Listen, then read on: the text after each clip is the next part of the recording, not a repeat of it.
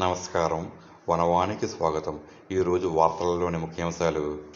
విప్లవ వీరులు భగత్ సింగ్, రాజ్ గురు, సుఖదేవుల 95వ వర్ధంతిని పురస్కరించుకుని సిపిఐ మరియు అఖిల భారత యువజన సమాఖ్య ఏఐవైఎఫ్ ఆధ్వర్యంలో మంగళవారం రంపచోడవరంలో భారీ రక్తదాన శిబిరం నిర్వహించారు.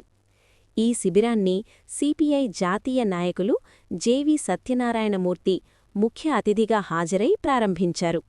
శిబిరాన్ని ప్రారంభించిన అనంతరం ఆయన స్వయంగా రక్తదానం చేసి కార్యకర్తలకు స్ఫూర్తినిచ్చారు. ఈ సందర్భంగా జేవి సత్యనారాయణమూర్తి మాట్లాడుతూ ఏజెన్సీ ప్రాంతంలోని గిరిజనులు రక్తహీనత, సికిల్సెల్ ఎనీమియా వంటి తీవ్ర ఆరోగ్య సమస్యలతో బాధపడుతున్నారని ఆవేదన వ్యక్తం చేశారు. వారికి తమవంతు బాధ్యతగా సహాయం అందించాలనే లక్ష్యంతో ఈ రక్తదాన శిబిరాన్ని ఏర్పాటు చేసినట్లు తెలిపారు. గిరిజనులకు మెరుగైన వైద్యం అందించడంలో కేంద్ర, రాష్ట్ర ప్రభుత్వాలు పూర్తిగా విఫలమయ్యాయని ఆయన తీవ్రంగా విమర్శించారు.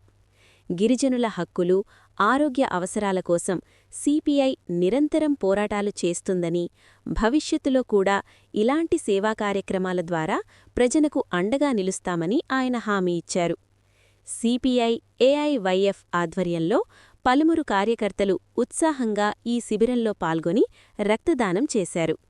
ఈ కార్యక్రమంలో సిపిఐ జిల్లా కార్యదర్శి పొట్టిక సత్యనారాయణ, రంపచోడవరం డివిజన్ కార్యదర్శి జుత్తుక కుమార్, ఏఐవైఎఫ్ రాష్ట్ర సహాయ కార్యదర్శి వై బాబీ, మహిళా నాయకురాలు గోము దుర్గా, రంపచోడవరం ఏరియా ఆస్పత్రి బ్లడ్ బ్యాంక్ ప్రతినిధులు కుమార్, వారి సిబ్బంది, పెద్ద సంఖ్యలో సిపిఐ ఏఐవైఎఫ్ కార్యకర్తలు పాల్గొన్నారు.